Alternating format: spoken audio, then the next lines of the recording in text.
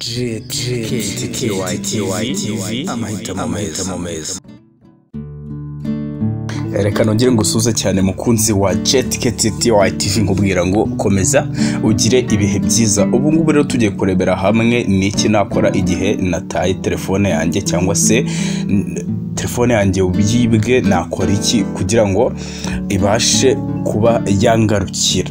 Kunzi wa ktty rero niba ari bwo bwa mbere uhageze, reka nkubwire ngo kora subscribe kuko ntacyo uzigera utuburana hano kuri channel yacu itugezaho ahanini ibintu bijyanye n'ikorana buhanga. Yego, kubura telefone ni ikintu kibabaza buri muntu wese bitewe nuko telefone muri iyi minsi yabaye nka kimwe mu bikenerwa by'ibanze umuntu akenera, kandi si ibyo gusa kuko telefone niwe munyamabanga wa hafi umuntu wari we wese nkeka ko ashobora kuba afite. Bishobora rero no kukubabaza bitewe n'igihombo mu mafaranga byaguteza. Muri iyi nkuru rero tugiye kurebera hamwe ibintu by'ingenzi wakora ukimara kubura telefone yawe, bikaba kongerera amahirwe yo kuyibona byihuse, cyangwa utanayibona ukaba wahita urinda amakuru yawe abitse muri telefone kuba yabonwa n'umuntu wayitoye cyangwa se wayibwe, abenshi dore ko basigaye babyita ngo nuko yitiza. Reka rero twirebere ibyo bintu. Nk'ibisanzwe ugiye gukemura ikibazo icyo ari cyo cyose utangirira ku kintu cyoroshye. Rero kugira ngo wizere neza ko telefone yawe wayitaye, banza uyihamagare wumve niba itari buvugire mu ntebe wari wicayemo, mu cyumba wahozemo, cyangwa se ahandi hantu waba wayibagiriwe ariko ikaba itibwe. Nuyibura rero uhite ugerageza ibi bintu bikurikira.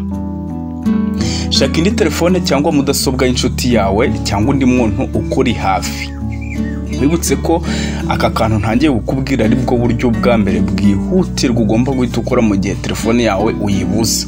Shaka indi telefone nyine cyangwa mudasobwa y'inshuti yawe cyangwa undi muntu ukuri hafi, uyikoresha urinda konti zawe ku mbuga nkoranyambaga ukoresha ndetse na email yawe. Kubirinda tuvuga ni ukubisohokamo ibyo twita sign out mu ndimi z'amahanga, ukabyinjiramo nyine ukoresheje indi telefone umaze gutira, kugira ngo niba yibwe wa muntu ataba yakurebera amabanga. Ushobora kuba ufite YouTube channel muri telefone yawe, kuyigeramo arahita yinjiramo nyine ugasanga cokoje urayihombye. Ushobora kubukoresha service za banke, ubundi niba hari service za banke wakoreshaga muri telefone yawe, ushaka uburyo wahagarika ikoranabuhanga rya banke ryifashisha telefone cyangwa se icyitwa mobile banking services, ushobora rero no kujya kuri banke ukababwira bakabigufashamo, maze konti yawe ukamenya ko ifite umutekano.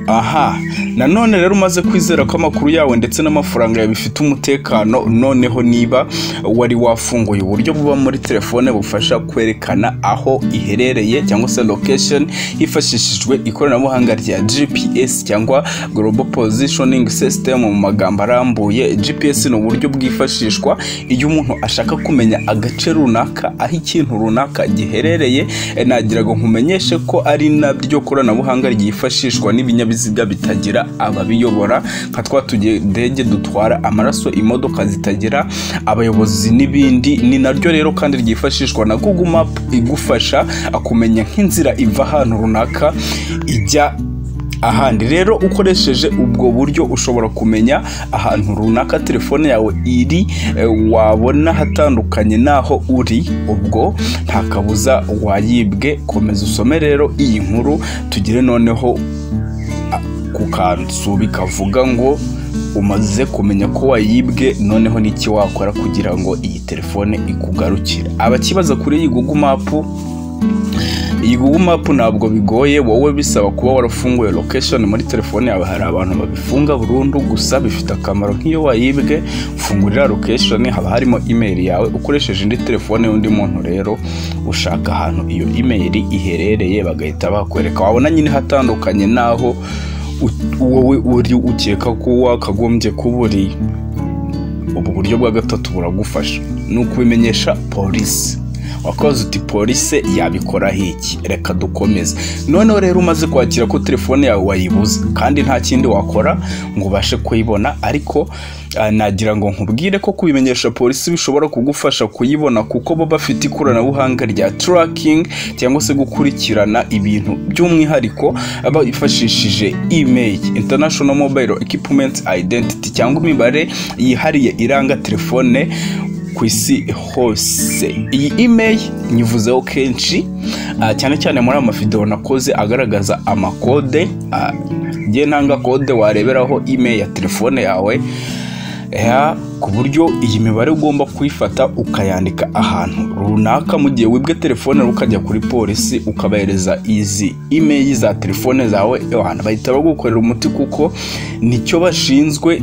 Urumva, bagahita bamenya ngo telefone yaherereye hehe, bahita bafata konvoyi, bagahita bafata urugendo bakurikiye nyine aho email yaberetse telefone ishobora kubiherereye, bagahita bafata uwo muntu bakaba rero bakurikirana ikintu icyo ari cyo cyose iyo telefone ikoreshejwe, bityo bakaba bayifata. Icyo usabwa no kuvuga ibimenyetso byemeza ko ari yawe gusa, no gutinyuka kujya kuri polisi.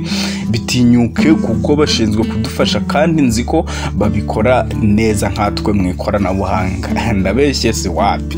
Rero nk'uko tubibonye, iyo ubuze telefone yawe ntabwo biba birangiye, kuko mwabyiboneye ko hari ibyo wakora bikagufasha kuyibona cyangwa se kugabanya ingaruka waterwa no kuyibura, harimo no kubura amafaranga. Ndabizi ko yakunda kandi nanjye nuko ndayakunda, ariko kandi nkuko mwabibonye hari ibidashoboka igihe hari ibyo utari wakoze mbere yuko uyibona. Urugero, ushobora kudafitira email. Reka nkubwire ngo rero mu nkuru y'ubutaha nzabagezaho inkuru ivuga ngo niba ukeneye kumenya ibintu wakora kuri telefone yawe bikazagufasha kuyibona igihe wayibuze. Ibi bintu rero wakora ku buryo uramutse wibwe telefone yawe ushobora kuyibona mu buryo bwihuse. Reka nkubwire ngo niyo nkuru nzakugezaho ubutaha. Icyo usabwa ni gukora subscribe kuri channel yacu kugira ngo utazajya ucikanwa n'inkuru tugiye tubagezaho umunsi ku munsi. Reka nkubwire ngo rero umukunzi wa jaat ktty